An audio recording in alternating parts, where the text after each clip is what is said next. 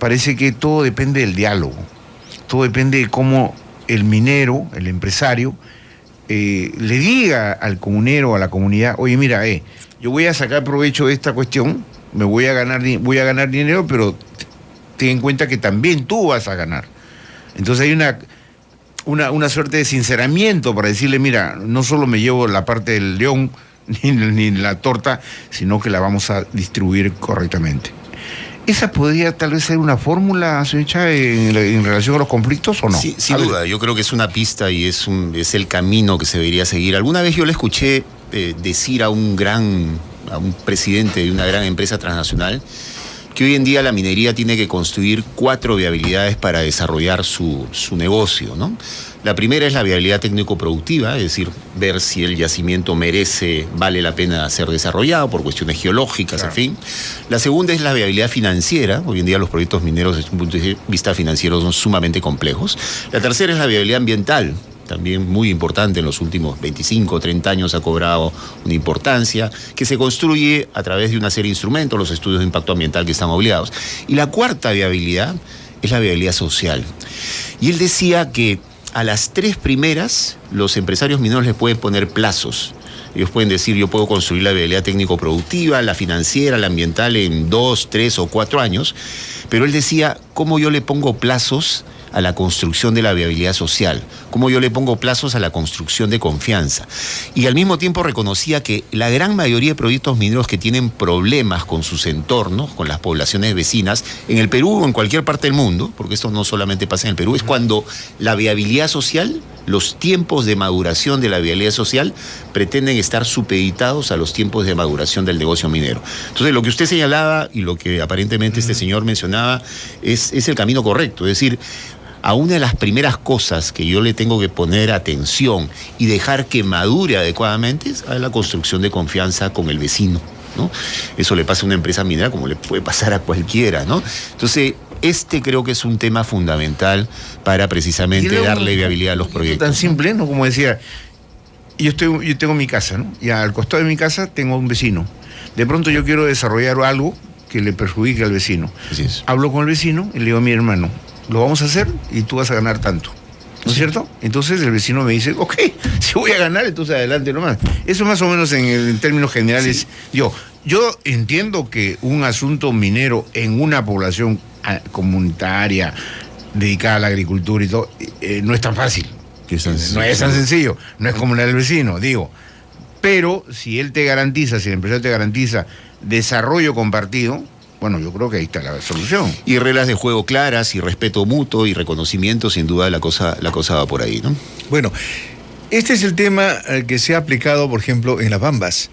En un principio sabíamos que, se tomó como un modelo por este acuerdo que hubo entre la empresa y las comunidades.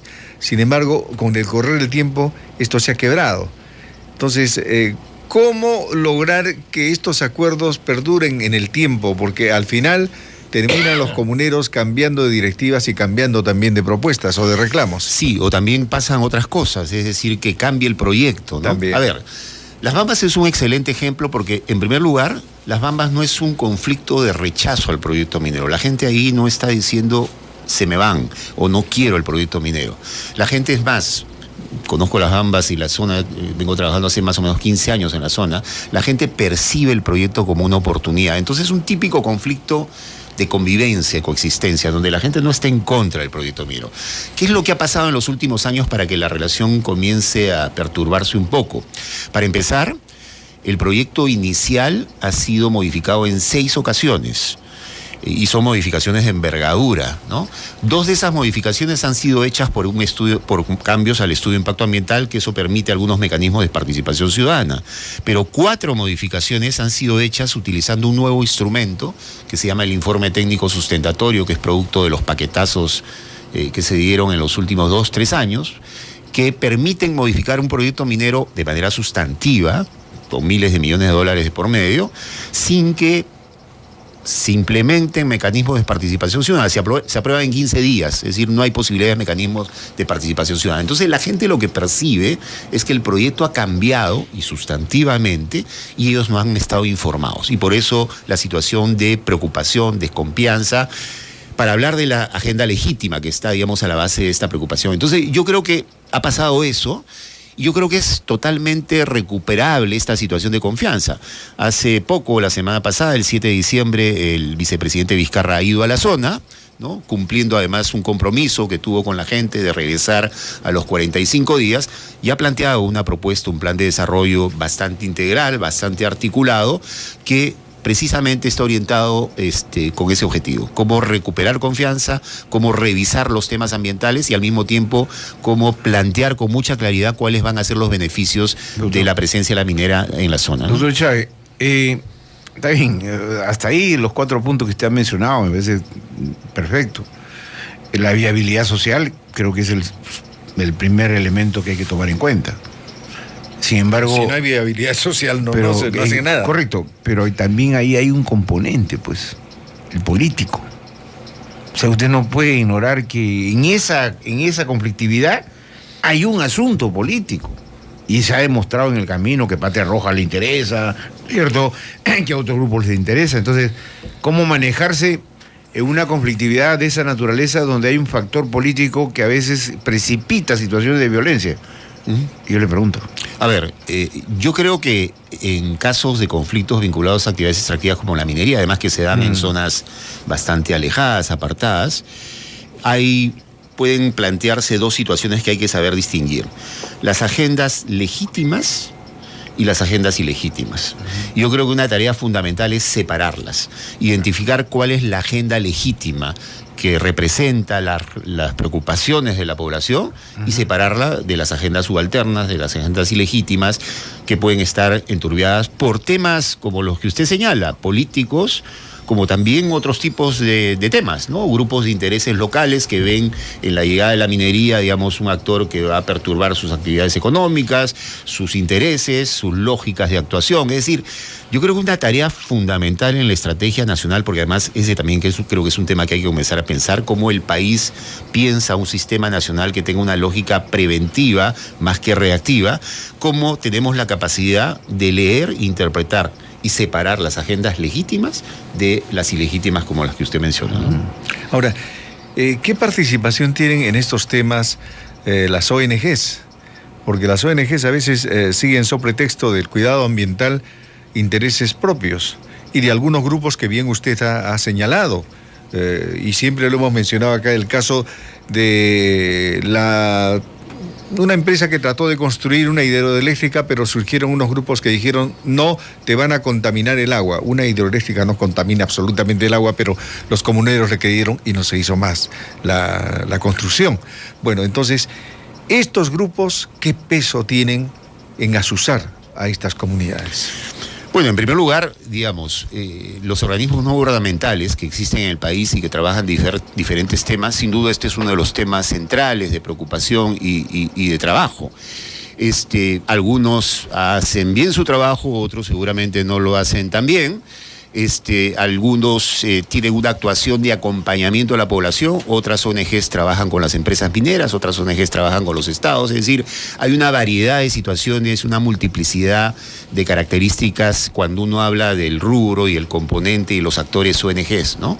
Sin duda el tema y la preocupación ambiental es un tema fundamental, pero ahí yo regreso al tema, lo fundamental es cuál es la agenda legítima que está detrás de un conflicto y cuáles son las agendas ilegítimas. Y yo creo que la tarea es separarlas. Si esa agenda ilegítima está representada por algún actor político, por un actor institucional que puede llamarse ONG o por otro tipo de actor, bueno, la tarea y la estrategia debería ser precisamente separarlas de lo que es la agenda legítima, ¿no? Aquí se publica hoy día, por ejemplo, en El Comercio, sí, esto es El Comercio, que la Defensoría del Pueblo acaba de informar ayer precisamente que hay 213 conflictos sociales, solo en noviembre. Así es. Con la posibilidad de que se pueda expandir o crear más conflictos.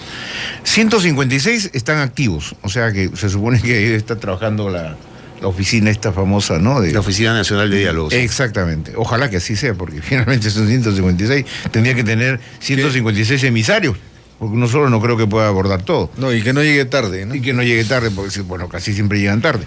Ahora bien, la proyección aparte del ligero incremento que señala la fuente de Defensoría del Pueblo, la proyección es que pueden ser conflictos mucho más intensos, mucho más, digamos, difíciles de resolver, es lo que se advierte. Si no tenemos protocolos, no tenemos política, vamos a decir, política pública para resolver conflictos, ¿no? ¿Cómo vamos a enfrentar esto? A ver, yo creo que cualquiera, digamos, la historia reciente del país nos muestra que cualquiera que pretenda ser gobierno en este país debería darle a este tema un rol fundamental. Porque no es un problema de un solo gobierno. Si uno revisa lo que ha pasado con los últimos 4 gobiernos para hablar del periodo democrático, el señor Toledo empezó su gestión con el conflicto de Tambo Grande y después vino el Arequipazo, el primer año. El segundo, el gobierno del señor García empezó a las 2 semanas con el conflicto de Combayo y en ese periodo, digamos, los conflictos se dispararon a un nivel altísimo, efectivamente el Moquegüazo y algunos otros más, pese que habían muchos recursos. El señor Humala empezó con el conflicto Conga. Perdón, y después donde murieron los policías, ¿cómo se llama? En la Curva del Diablo. La Curva del Diablo, por supuesto. Eso es muy grave, eso fue Bagua, el conflicto de Bagua. Claro. El señor Humala empezó con el conflicto Conga, que además provocó la caída del primer gabinete a 5 meses de iniciado el gobierno, y el señor Kuczynski ha empezado con el conflicto Las Bambas, con Sara Murillo, Andahuaylas, es decir, un escenario y un mapa de conflictividad social bastante complicado. O sea, hay algo recurrente. Hay algo recurrente y yo creo que algo está fallando de este lado del Estado. Yo creo que hasta el momento no hemos podido tener la capacidad de construir un sistema nacional frente al tema de la conflictividad social que yo diría debería tener 3 características centrales. Una primera es una alta capacidad de prevención, apostando a que hay una baja letalidad. Hoy en día tenemos la situación inversa. Tenemos un sistema nacional, para llamarlo de alguna manera, que tiene muy poca capacidad de prevención y además lo que se producen es enfrentamientos, convulsión social y por lo tanto muertos, heridos, etcétera, etcétera, ¿no? Ese es un primer elemento. Un segundo elemento que a mí me parece fundamental es que necesitamos un Estado que tenga presencia en los territorios, ¿no? Y estamos hablando de Estado nacional y Estado subnacional, y que tenga una capacidad de actuación multisectorial, porque a veces se dice, bueno, este conflicto le pertenece al Ministerio del Ambiente, este conflicto es del Ministerio de Energía y Minas, este conflicto es del otro ministerio. No, lo que necesitamos es un Estado que tenga una capacidad de actuación multisectorial.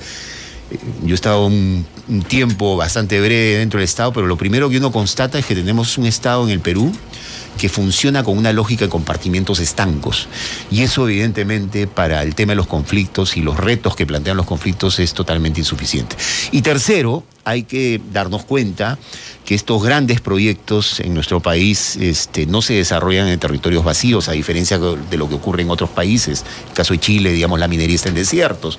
En el caso peruano, no. Estos grandes proyectos se desarrollan en territorios donde hay poblaciones, comunidades campesinas, pueblos indígenas, más campesinas si es el caso minero, más indígenas si es el caso de hidrocarburos, donde las poblaciones tienen que percibir que el Estado va a salvaguardar sus derechos y va a preservar un poco los intereses de todos. Ahora, sabemos que el canon minero se va a reducir. Aquí también tenemos otro tipo de conflictos. Está cayendo de manera dramática, por lo tanto, estamos hablando de un periodo en el cual no va a haber transferencia de recursos a las regiones como sí ocurrió en periodos pasados, ¿no? Ahora, sí, sin duda. Yo soy de la idea, porque vengo examinando todos los días, cada día que entrevistamos acá a nuestros invitados, ¿no? Algún elemento encontramos, y hay un elemento común, y es que en el Perú todos estamos enfrentados.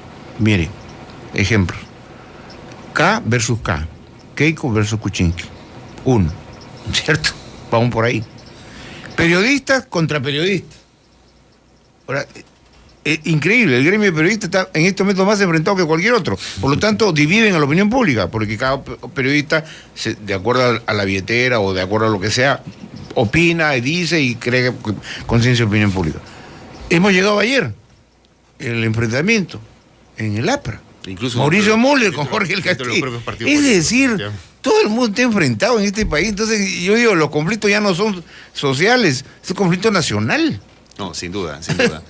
Ahora, en esta situación, en este contexto, yo sí creo que es clave también, si bien es un escenario difícil, complejo, hay que aprender, digamos, de las lecciones positivas, porque en el caso minero, yo creo que habría que ver a qué empresas les va mejor que otras, quienes hacen mejor su tarea, ¿no? Porque no todo es malo, porque han habido varios proyectos que han podido madurar y han podido entrar en fase de producción, ¿no?